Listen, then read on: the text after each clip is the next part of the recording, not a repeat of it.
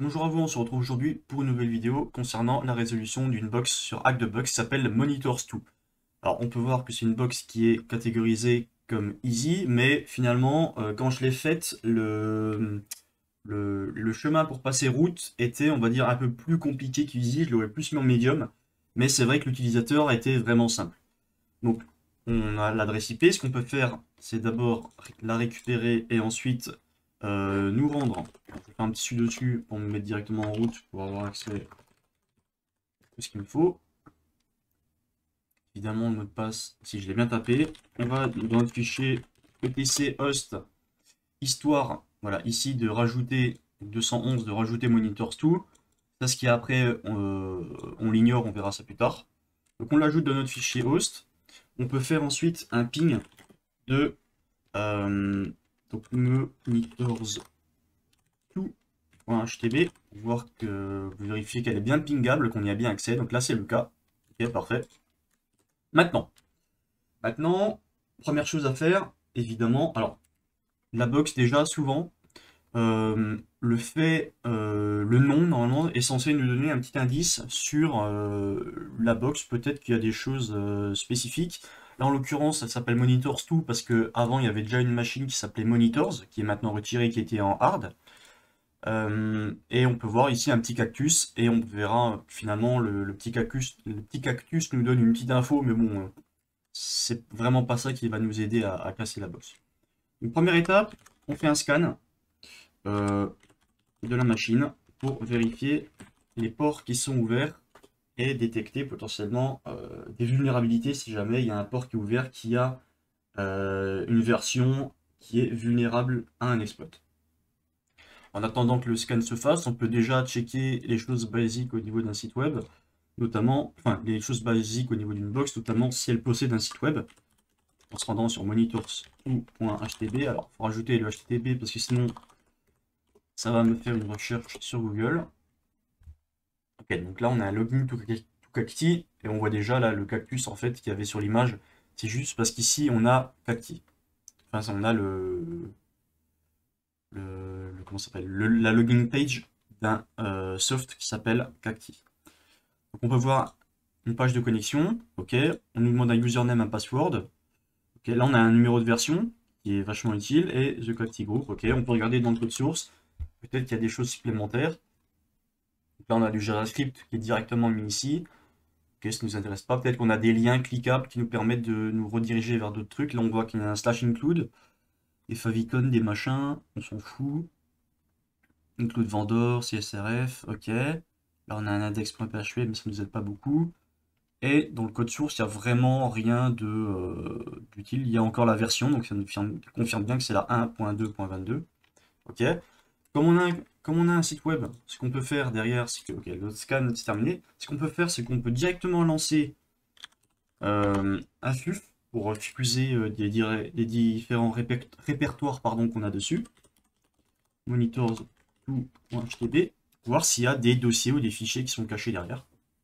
Donc ici, qu'est-ce qu'il nous retourne au niveau de notre scan and map? Bon, on a deux ports ouverts. Alors ça, c'est des faux positifs. On a deux ports ouverts. On a le port 22 SSH et le port 80, donc sur lequel on est, qui est un Nginx 1.18.0. Ok. Alors ce que j'aime bien faire, comme à chaque box, moi, c'est euh, ok, me rendre au niveau de SSH pour vérifier le type de connexion. Peut-être que au niveau de SSH, on va nous demander de nous connecter avec une clé privée. Dans ce cas-là, on sait à peu près ce qu'on va devoir chercher au niveau du site web. Donc on fait simplement un SSH monitors.htb. Pas d'utilisateur, on s'en fout, c'est juste pour vérifier la connexion. Donc là, apparemment, il nous demande un mot de passe, donc on n'a pas forcément besoin de clé. Alors attention, c'est pas parce qu'on nous demande un mot de passe qu'on ne va pas devoir trouver une clé. Mais au moins, on sait que c'est pas restreint à utiliser une clé privée. Ok, on a cette info-là. Ensuite, donc là, on regarde un peu ce qui s'est passé au niveau de notre FUF. Ok, on a des images, index, donc ça c'est des redirects. Normalement, je crois que image, si j'y accède, qu'est-ce qu'il va nous dire? On se fait redirect sur la page de login, donc on n'y a pas accès. On a l'index classique, docs, ok, links, about, help. Si on va par exemple sur links.php, qu'est-ce qu'il nous dit? Est-ce qu'on a des choses intéressantes? Alors la machine lag un peu parce qu'en plus je lance un FUF en même temps. Bon bref, je vais pas continuer longtemps, mais on peut voir qu'il y a pas mal de choses qui sortent, mais il y a très peu de trucs qui sont intéressants. Il y a peut-être le cmd.php qui pourrait être intéressant, mais bon, là il n'y a pas grand-chose. En fait, le links, il nous redirect directement sur la page de login, donc on peut pas faire grand-chose. Le truc qu'on peut tester au début, c'est qu'on a une page de login, qu'est-ce qu'on fait? Par exemple, cacti default credentials. On regarde s'il y a on a des admin user, by default, aussi machin bidule, default username and password, ok. On peut voir. Si on arrive à se connecter déjà, ça peut être pas mal. On pourrait voir aussi pour directement lancer un SQL map, vérifier qu'il n'y a pas d'injection SQL qui est possible au niveau des champs. Donc là, sur les forums, machin, cacti 1.2.11, nous on est en 1.2.22. Donc là, user admin, ok. Bon, apparemment, il n'y a pas trop d'informations. On peut tenter le truc classique. Hop, ça dégage. Admin, par exemple. On va voir que ça passe pas. Ok, on pourrait tester, je sais pas moi, admin root, ce genre de choses. On pourrait même faire du brute force avec Rockuse, ce genre de choses. Mais là, ça va pas fonctionner. Du coup, qu'est-ce qu'on va faire? Là, on a un numéro de version. Donc, ce qu'on peut aller faire, c'est vérifier s'il y a un exploit public lié à cette version directement sur Internet. Souvent, les machines easy de box, elles ne nécessitent pas un exploit crafté manuellement. C'est souvent des choses qui sont publiques, les CVE ou autres qu'on va devoir aller chercher. Donc si on cherche cacti, le numéro de version exploit sur Google, qu'est-ce qu'on a? On a des POC. Donc là, il nous ressort une CVE qui parle de RCE non authentifié sur cacti. Ça nous intéresse. Par contre, là, c'est qu'un POC. Alors qu'ici, c'est carrément un exploit qui a été craft exactement pour ça. On a aussi exploit DB, donc peut-être qu'on a comment ça s'appelle? Peut-être qu'il y a directement un script au niveau de Metasploit à exploiter. Là, on va aller manuellement sur celui-ci pour voir un peu comment ça se passe. Donc c'est un fichier Python, ok, c'est un exploit en Python, c'est intéressant. Donc là, il nous confirme bien que c'est pour Cacti 1.2.22, qui est bien notre numéro de version, et qui nous permet d'obtenir une RCE et même un reverse shell sur notre ordinateur en exploitant un serveur en face qui utilise Cacti 1.2.22. Donc comment ça fonctionne? On a juste à lancer notre script, on met l'URL, donc l'adresse IP ou le nom de domaine en face, sur quel port on doit écouter, enfin sur quelle adresse IP on doit écouter, donc c'est notre adresse IP à nous, sur quel port on doit écouter en local, ça check déjà si c'est vulnérable ou pas, si c'est le cas, ça brute force quelque chose, on ira voir le code source juste après, et si ça réussit, on obtient un reverse shell. Donc c'est extrêmement intéressant puisqu'on peut totalement obtenir un reverse shell sans avoir besoin de se connecter ou quoi que ce soit, sans connaître aucun credentials. Donc le code source il fait 60 lignes, donc il est vraiment pas très grand. Là, c'est tous les arguments, donc on s'en fout un peu. Ici, ça vérifie juste si c'est vulnérable ou pas. Donc si quand le script tente d'accéder à quelque chose, il y a ce message-là qui dit fatal, you are not authorized, machin, c'est que comment ça s'appelle, l'application n'est pas vulnérable. Et ensuite, ce qui va nous intéresser, c'est le brute force. Donc là, on peut voir qu'en fait, il fait une boucle. Il va de 1 à 10, une autre boucle qui va, enfin de 1 à 5, une autre boucle qui va de 1 à 10. Et ensuite, la partie vulnérable, elle se trouve dans l'URL. Et il va essayer de brute forcer un champ qui s'appelle hostID entre 1 à 5 et un autre qui s'appelle local data ID entre 1 à 10. Ok? Donc ça a l'air d'être la partie vulnérable. Et je suppose du coup, si là c'est vulnérable, on va pouvoir injecter dedans un payload. Là, il fait les tests machin bidule. Reverse shell. Voilà, on peut voir que finalement dans l'URL, non, c'est dans Polar ID. Dans Polar ID, on va pouvoir placer le payload qui est en fait le reverse shell sur lequel on va se connecter. Et le reverse shell, il fait juste un shell classique sous Linux. Donc bash et dev tcp avec l'IP qu'on aura précisé et notre port. Ok, donc c'est toujours intéressant quand même de regarder un exploit, déjà pour comprendre comment ça fonctionne, comprendre où est la vulnérabilité, et surtout ne pas exécuter n'importe quoi sur sa machine, parce que ça aurait pu être un malware ou quelque chose qui fait un appel directement à une machine qui n'est pas la nôtre. Donc voilà, toujours intéressant de regarder le code source. Surtout que celui-là, il est assez court, il n'est pas très compliqué. Donc même si on ne comprend pas tout, on voit que il y a un brute force qui est fait au niveau de l'URL, que le champ vulnérable c'est Polar ID, et que ensuite il y injecte un payload qui est euh, classiquement un reverse shell avec les informations qu'on aura spécifiées au niveau de la CLI. Ok, donc ça nous intéresse. On peut le récupérer. Main.py, je vais prendre le row comme ça. Hop, hop, CTRL-C. Donc là, je monitors tout. Normalement, on peut faire un wget hop, avec l'URL. Moi, je ne vais pas le faire parce que du coup, on voit le ls, je l'ai déjà ici. Donc qu'est-ce qu'on va faire déjà? IP-ca, on va récupérer notre adresse IP. Donc là, on tune 0 parce que je suis connecté en VPN, c'est 10.10.14.4. Ok. On va ouvrir une nouvelle fenêtre. On va se mettre en écoute avec Netcat, LNVP, sur le port, je sais pas moi, 444, hop, le fameux. Ok. Ensuite, là, qu'est-ce qu'on va faire? On va faire un Python 3. Alors, on peut vérifier que c'est bien exploitable par Python 3 et pas seulement Python 2.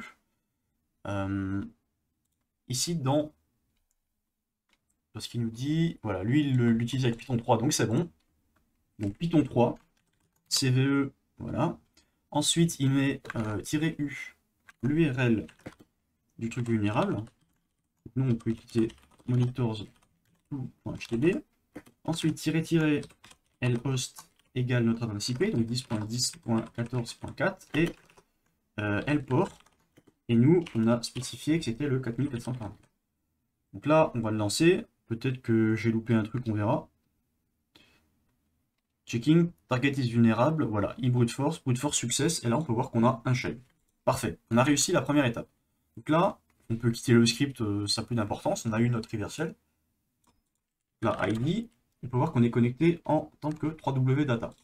Première chose qu'on peut observer, c'est ici, le nom de la machine, il est bizarre, ça ressemble à un hash. Alors pour ceux qui font pas mal de pentest ou de CTF, ou même de la containerisation, ils auront remarqué que c'est quelque chose de vachement connu et ça ressemble quand même vachement à un Docker. Bon.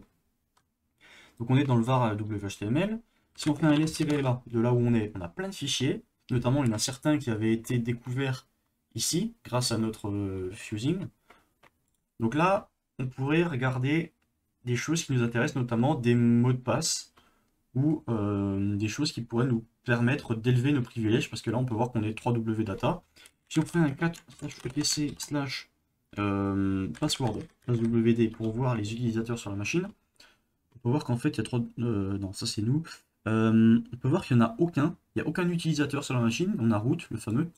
Et du coup, ça paraît bizarre, parce que normalement il y a au moins un utilisateur, on va dire classique. Là, il n'y en a même pas. Donc ça nous conforte le fait qu'on soit sur un Docker. On pourrait aller voir directement aussi à la racine. Et si on fait un ls-a à la racine, qu'est-ce qu'on voit? On voit un point docker env. Ok, donc on est presque sûr qu'on est dans un Docker. On a un l'entry point. Ok, peut-être que l'entry point va nous donner des informations supplémentaires.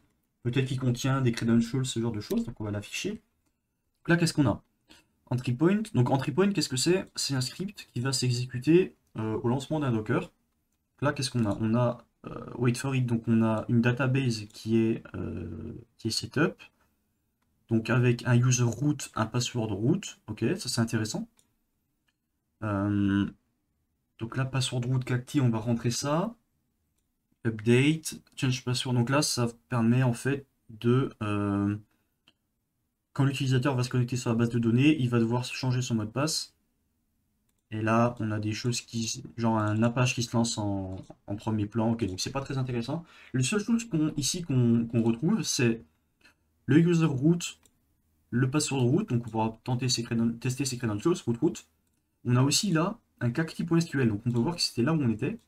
Cacti.sql, ça peut être intéressant. On peut quand même vérifier aussi, là dans le home, si on a quelque chose. On n'a rien, ok. On va se retourner dans le var whtml.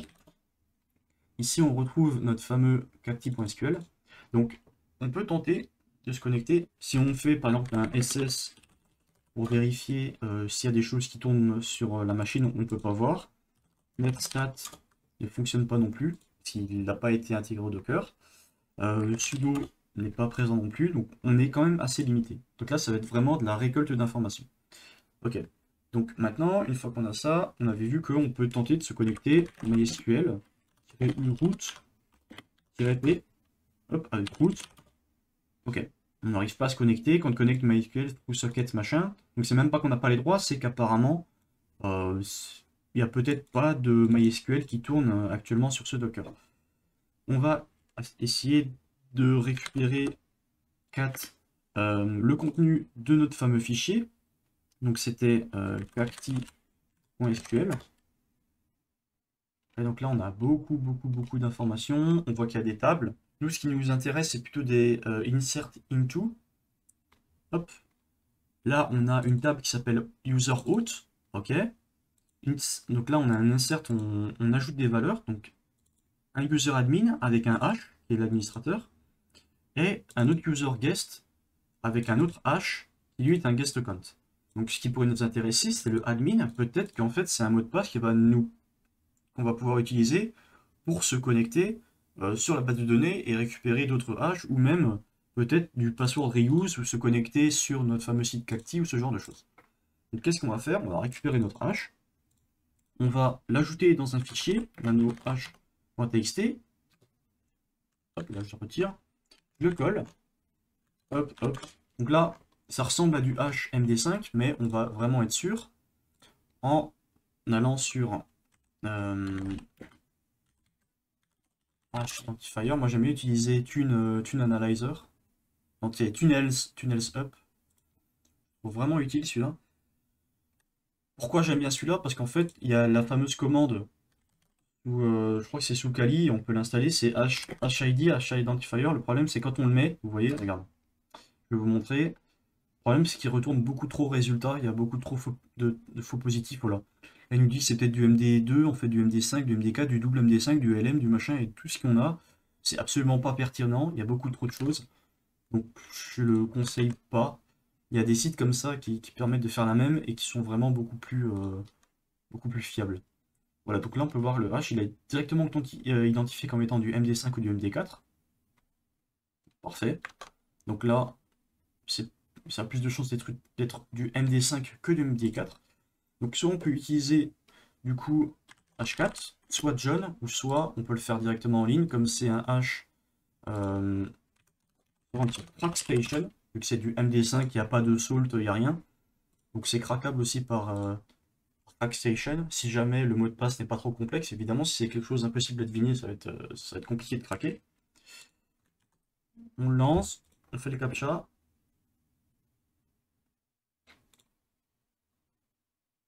On craque et en fait on voit qu'il a déjà été craqué.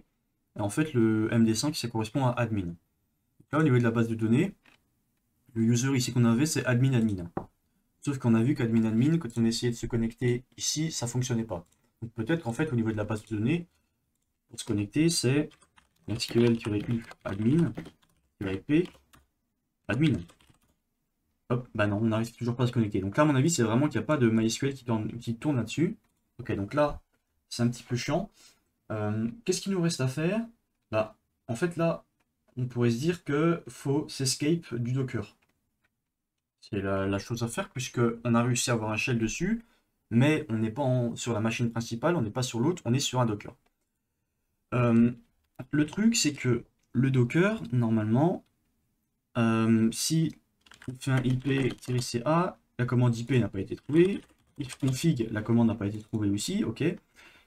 Ce qu'il faut savoir, c'est qu'au niveau de Docker, très souvent, l'host, donc la machine host, elle est sur une IP qui est par exemple 172.16 ou 17 ou peu importe, .0.1. Voilà, la .1 c'est la machine host. Donc peut-être qu'on peut accéder à des services qui tournent sur la machine hôte. De même, ici, il faudrait voir... Oups, ah bah super, j'ai enlevé l'exploit, donc on va relancer. Ce qui est bien, c'est que ça se relance assez facilement, hop, et qu'on a directement un shell. Faut pas faire de CTRL-C là-dessus, c'est sûr. Ce qu'on peut faire, c'est regarder, nous, sur quel IP on est. Donc 4/etc/host.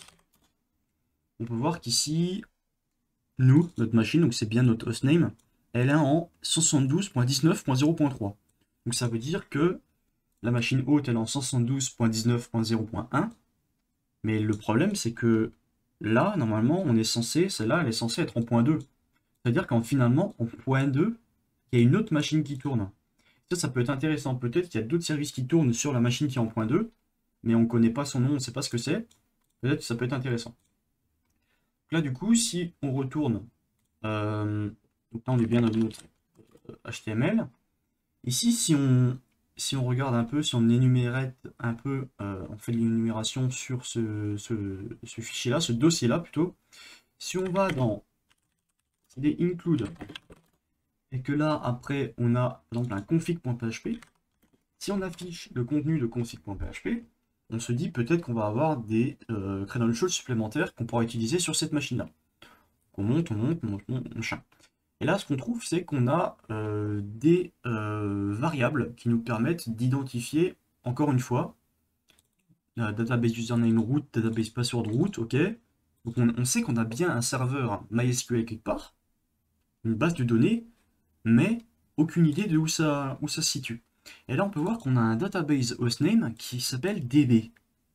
Ok. Donc on sait qu'on a un hostname, mais en fait un hostname qui s'appelle DB, mais on ne connaît pas son adresse IP associée. Donc après quelques recherches, j'ai trouvé que sous Linux, il y avait une commande qui s'appelle get host. Et si derrière on met le hostname qu'on veut chercher, ça nous retourne l'adresse IP associée. Donc là, par exemple, get host, si on met le hostname ici, ça nous retourne notre adresse IP. Nous, ce qu'on veut, c'est du coup resolve le hostname DB parce qu'on ne sait pas ce que c'est. Bon, on imagine que du coup, c'est la .2 vu qu'il y a la .1, la .3 et voilà. Mais ça peut être aussi la .4 ou autre. Donc, get host DB. Ok. 172.19.0.2. Donc là, on est presque sûr que maintenant, il y a, comme on l'a vu ici dans le fichier, il y a un MySQL qui tourne sur la .2 avec le username root et le mot de passe root sur le port classique 3306. Donc on peut tenter de se connecter, on va utiliser MySQL, -h pour préciser l'adresse IP, 172.19.0.2, -u root, -p, et là on met le root. Ok, donc là, ça bug, mais en tout cas on n'a pas d'erreur. Donc si je fais un show databases pour afficher les bases de données, là on peut voir qu'on n'a pas de retour. Si je fais un exit, en quittant, ça m'affiche la base de données. Donc on a un petit problème au niveau de l'interaction avec le truc, mais c'est pas, il n'y a aucun problème avec ça. On va pouvoir directement, en ligne de commande, en utilisant uniquement ça, exécuter des commandes. Donc on reprend ça, on reprend la commande qu'on avait. Le -p, au lieu de demander de manière interactive, on met root. Alors attention, il faut que le mot de passe au niveau de MySQL, faut qu'il soit collé au -p. Sinon, je vais vous faire l'exemple. Sinon, il ne le prend pas en compte en fait. Là, si on met root, il y a une erreur parce qu'il ne connaît pas la base de données. En fait, là, il considère le -p pour demander de manière interactive, et après, il va accéder à la base de données root. Nous, c'est pas ce qu'on veut. On veut qu'il se connecte avec le mot de passe root. Donc, il faut coller le mot de passe directement au -p. Et ensuite, on fait, alors je crois que c'est -e, je vais vérifier, mais normalement c'est -e pour exécuter des commandes sans se connecter directement avec, c'est bien ça, -e. Donc on va faire un show databases, en virgule, hop. Donc là, ce que ça va faire, c'est en fait, ça va se connecter, ça va exécuter la commande et ça va directement quitter. On va pas avoir de mode d'interaction avec ça. Là, on peut voir qu'on a plusieurs bases de données, database, info, cacti, MySQL. Donc là, on avait vu que ici, l'utilisateur était au niveau de cacti. Donc on va utiliser la base de données cacti. Pour ce faire, on reprend notre précédente commande. On va faire un use cacti, point virgule pour ensuite exécuter notre commande et on va afficher les tables. Show tables. On réexécute. Là, on voit qu'on a plein de tables disponibles. Et ce qui nous intéressait, c'était user auth pour l'authentification des utilisateurs. Donc on va... Pardon. Je vais récupérer encore la précédente, hop. Et au lieu de faire un show tables, maintenant qu'on connaît les tables, on va faire un select étoile from user hôte. On va afficher toutes les informations de la table user hôte. Hop, on exécute, et là, qu'est-ce qu'on voit? Là, on voit maintenant qu'on a d'autres hash. On a un utilisateur admin avec un hash. On a un utilisateur guest avec un autre hash. Là, si on regarde le hash, si on compare les hash, on sait que celui-là, en fait, c'est le même qu'on avait avant, donc c'est le guest admin. Et ici, on a un utilisateur qui peut être intéressant, qui s'appelle Marcus. Ok, Marcus Brune. Et donc, c'est marcus at monitors2.htb. Ok, intéressant. Donc, je vais vous passer la tentative de brute force de ce premier hash parce qu'il n'est pas cassable. En tout cas, je n'ai pas réussi. On va se focus sur l'utilisateur Marcus qui pourrait nous être utile pour rebondir. On va modifier notre fichier hash. On va récupérer le hash de Marcus. Copier. Hop, on va le coller ici. Okay. Et maintenant, il faut identifier le hash. Donc, le hash, c'est $2, Y, quelque chose. Donc, qu'est-ce qu'on peut faire? Comment on va le craquer avec Hashcat? On peut se rendre sur Internet. On va mettre Hashcat example. Ça peut dégager, ça peut dégager. On va se rendre sur le site officiel de Hashcat. Et on peut chercher avec un CTRL F le $2. $2, on a 54 matchs. Donc là, on va pouvoir regarder lequel commence par $2. Donc là, on peut voir qu'on a Bcrypt qui pourrait correspondre, c'est $2 quelque chose $. Donc là, dans l'exemple, ils nous mettent un A, nous, on a un Y, mais c'est bien un Bcrypt. On peut vérifier aussi, par exemple, si on met, c'est celui-là, si on utilise le fameux site qu'on avait utilisé avant, Hashtratifier, ou alors on pourrait directement chercher aussi sur Google, par exemple, si on met H dollar de Y dollar, qu'est-ce que ça nous dit?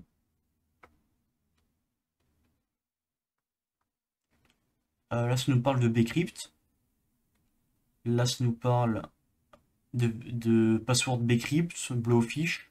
Ça a l'air d'être ça. Et si on regarde ici, nous, 3200, ça parle de Bcrypt et de Blowfish, donc ça a l'air d'être ça. On peut vérifier aussi là-dessus. Alors, je ne sais pas si lui, il va le trouver. Non, là, il ne le trouve pas, ok. Parce que, à mon avis, c'est haché et il n'aime pas trop ça. Est-ce que HID, il le trouve? C'est intéressant de savoir aussi. Alors, je vais le mettre entre... Non, c'est pas ça du tout que je veux. Est-ce qu'il va le trouver? Voilà, là, il le trouve. Donc, j'imagine que pour des hash beaucoup plus complexes, HID fait plus le taf que certains sites. Donc, c'est voilà, en fonction des utilisations. C'est toujours mieux d'essayer plusieurs tools pour être vraiment sûr de ce qu'on cherche. Donc là, c'est du Bcrypt. Ok, on avait vu que Bcrypt, c'était le 3200. Hop, ici. Donc, ce qu'on va faire, c'est qu'on va lancer notre Hashcat. Hashcat-M pour le mode 3200. On précise notre hash et la wordlist. Donc, user, share, wordlist. Et on va lancer un petit requête. Hop. Faut que je fasse le force, parce que sinon, il n'aime pas. Oui, voilà. Ok. En gros, moi, comme j'ai déjà fait le truc, il existe le mot de passe est déjà stocké, on va dire, en mémoire. Bon, je peux directement vous le montrer, comme ça évitera le temps perdu. Donc en fait, en utilisant H4, on a réussi à trouver le mot de passe qui s'appelle Funky Monkey. Donc au niveau de l'utilisateur Marcus. Là, on se dit, ok, il va y avoir très certainement du password reuse. Donc qu'est-ce qu'on va faire? On va tenter de se connecter bêtement avec Marcus sur monitors2.htv, sur la machine haute. Hop, oui. Et on rentre notre mot de passe qui est Funky Monkey. Hop, et là on est connecté. Ok. Donc là maintenant, là, on est dans l'utilisateur machin, ID, on est bien connecté en tant que Marcus, donc on peut récupérer notre flag user.txt. Ok. Maintenant, il faut passer route. Donc, on va faire un cat/etc/pvd pour voir s'il y a d'autres utilisateurs sur la machine. 1000, il n'y a que Marcus, il n'y a personne d'autre. Ok. Donc là maintenant, qu'est-ce qu'il faut faire? Donc on va faire les trucs classiques. On peut par exemple faire un find -perm 400 de 9 nul. pour voir s'il y a des binaires SUID qui sont sur la machine qui pourraient nous permettre de passer route, ce genre de choses. Donc là, il n'y a rien d'intéressant, c'est des choses classiques. On peut aussi tenter d'utiliser le fameux limpis. Attendez, hop, tirer O. On va essayer dans slash côté slash limpis. Ah oui, il faut que je sois root, parfait.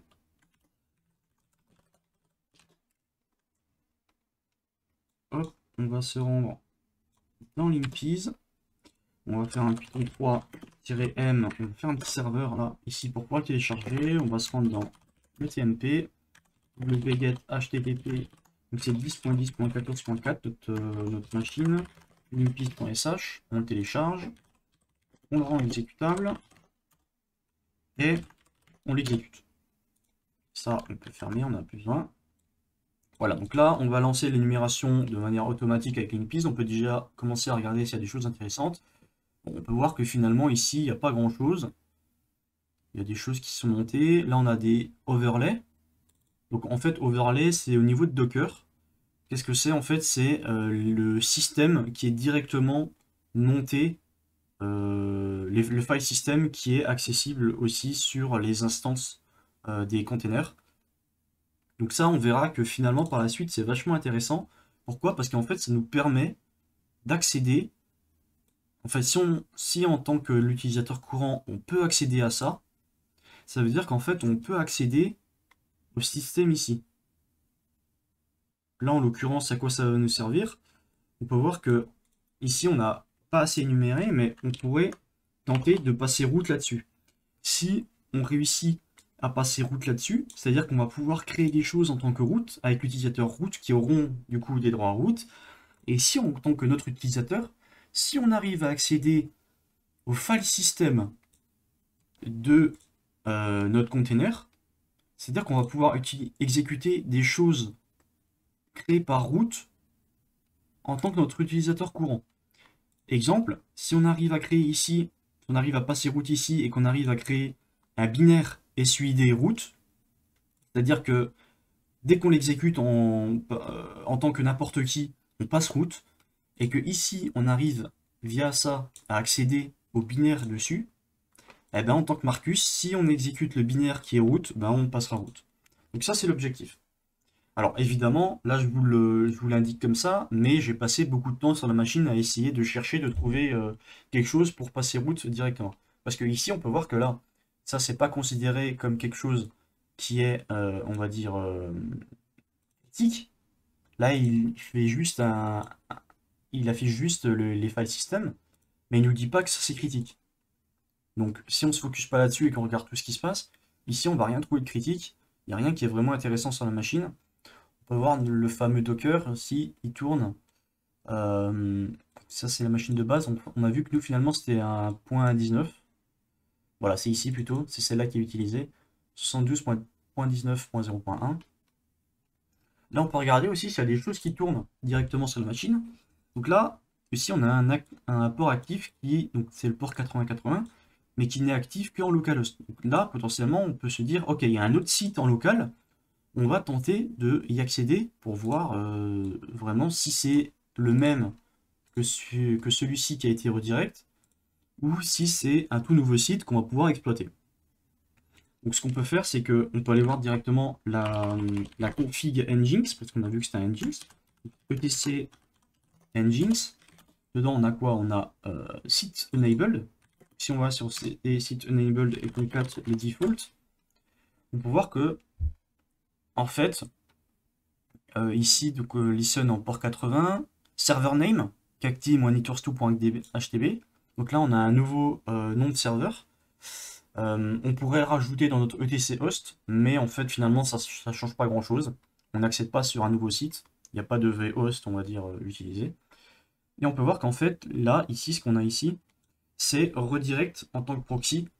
Donc c'est le site en fait qui tourne en local sur cette machine sur l'host en 127.0.0.1.80.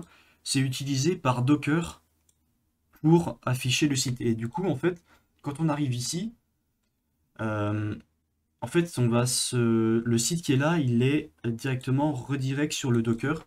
Et c'est pour ça que, en fait, quand on réussit à avoir un reverse shell, en fait, on a un reverse shell sur le Docker parce que le site, il tourne sur le Docker et non pas directement sur l'autre. Donc ici, on va suivre notre piste avec le fameux overlay. Donc si on retourne, euh, c'était presque tout en haut. C'était ici, overlay. Donc là, il y a plusieurs overlays. Si on veut plus d'informations sur les différents overlays au niveau de Docker, on peut directement aller sur la documentation officielle. Donc Docker, par exemple, Docker overlay 2. Et là, normalement, on va avoir use the overlay fs storage driver. Ok.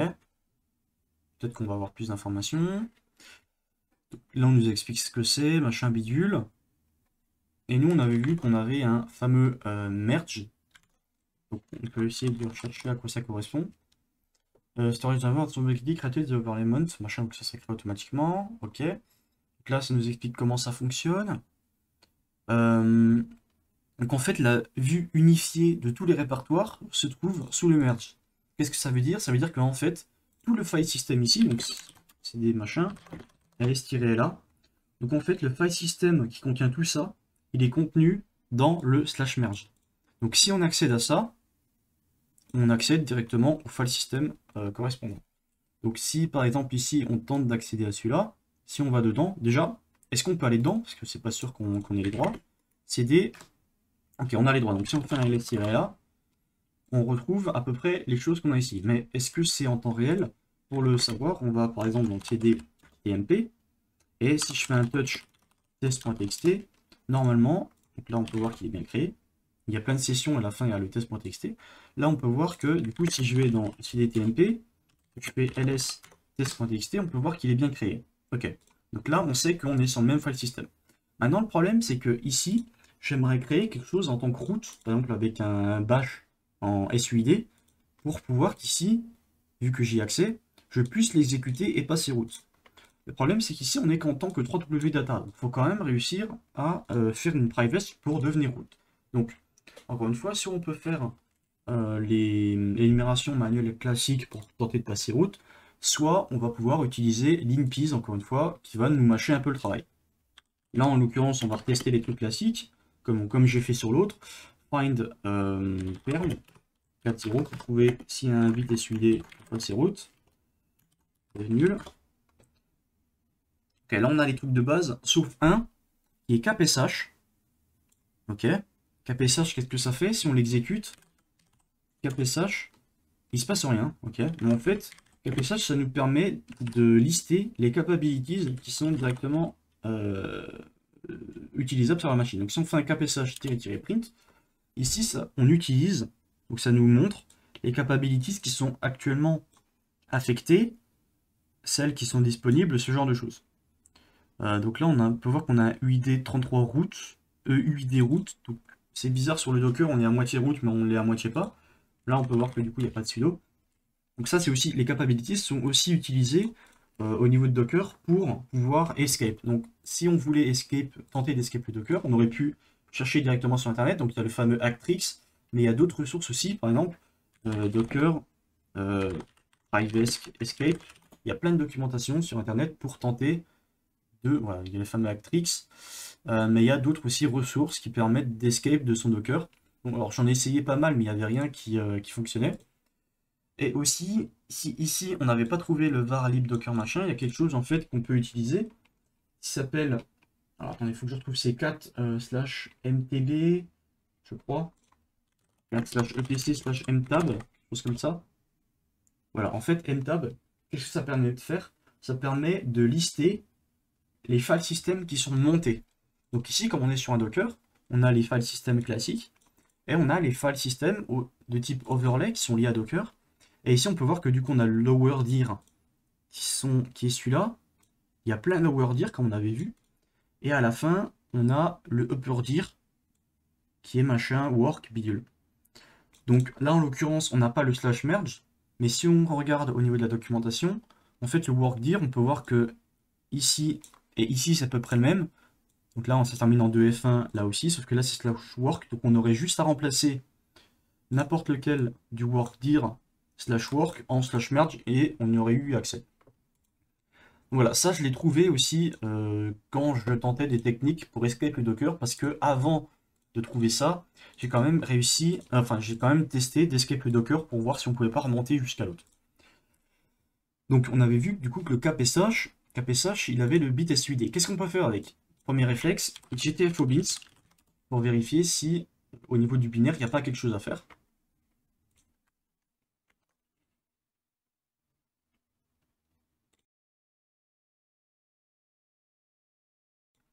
Hop, ici, on cherche notre KPSH. Ok, SUID, on a de la chance. Donc on peut...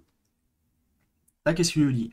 En fait, il nous dit que du coup, si le binaire a le bit SUID qui est positionné, on va pouvoir obtenir un shell avec les privilèges du SUID, du SUID, donc là en l'occurrence root. Donc la commande c'est kpsh-gid égale 0-uid à 0. Donc là, on spécifie le user qu'on veut, donc là 0,0 c'est root.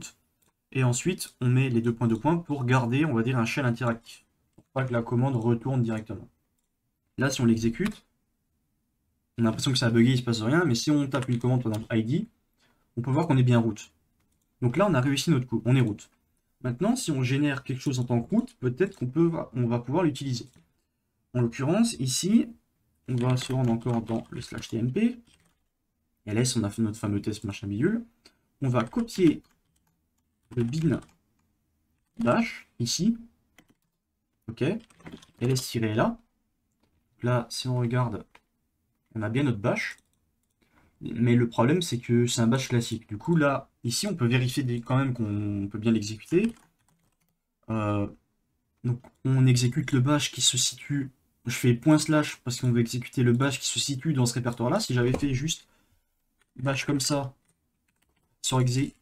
aurait exécuté le bash de la machine. Parce que, comme on n'a pas de chemin, ce qu'il va faire, c'est qu'il va aller voir notre path, notre variable d'environnement path. Et ici, il va d'abord prendre tout ce qu'il y a là. Et quand on écrit bash comme ça, il va d'abord regarder dans celui-là s'il y a le binaire bash. Ensuite, s'il ne le trouve pas, il va regarder dans celui-là, et ainsi de suite. Et à l'endroit où il le trouve, il va l'exécuter. Donc si je tape juste bash comme ça, il va l'exécuter sur la machine courante. Donc il faut bien faire le point slash bash pour l'exécuter dans le répertoire courant. Donc si je fais ça, ça m'a bien ouvert un bash. Mais le problème, c'est que, comme c'est un bash avec des droits classiques, c'est comme celui sur ma machine, il ne va rien se passer de foufou. Donc là, j'exite le bash dans lequel j'étais rentré. Là, il faut encore faire un truc, il faut faire un petit chmod, parce que là, on est en temps root. Chmod U plus S, donc on va ajouter le bit SUID au niveau de l'utilisateur, et de notre bash. Hop. Si je fais un ls-la du bash, maintenant, on peut voir que notre bash, notre fichier bash, notre plutôt binaire bash, il a le bit SUID 7 au niveau de root. C'est-à-dire que maintenant, en tant qu'un utilisateur, si j'exécute ce fichier-là, ce binaire-là, avec les bons arguments, je vais pouvoir devenir root. Et du coup, on va faire ça directement. Donc bash-p pour preserve, pour préserver les droits au niveau de l'exécution du bit SUID. Et là, quand je l'exécute, je suis root. Si je vais dans... Donc, on vérifie avec un ID. Hop. Donc, on est en tant qu'utilisateur Marcus, mais effective user ID root, parce qu'on a utilisé bash-p.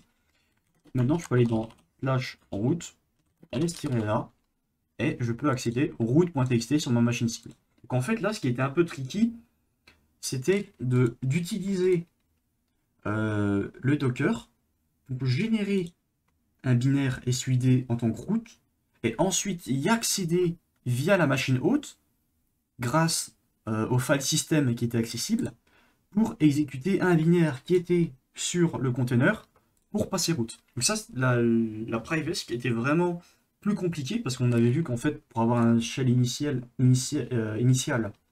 sur le Docker, ça nous a pris genre un quart d'heure. Il fallait juste trouver une CVE en ligne. Là, c'était un petit peu plus tricky, fallait bien rechercher et connaître Docker. Donc celle-là, j'ai mis vachement de temps, mais au moins, j'ai appris pas mal de choses. Je sais que c'est possible d'accéder directement au file system si jamais le merge est accessible. Donc voilà. J'espère que cette vidéo vous aura plu, que vous avez appris des choses. N'hésitez pas à me mettre dans les commentaires ce que vous en avez pensé, et on se retrouve une prochaine fois pour une prochaine vidéo. Allez, à la prochaine, bye bye.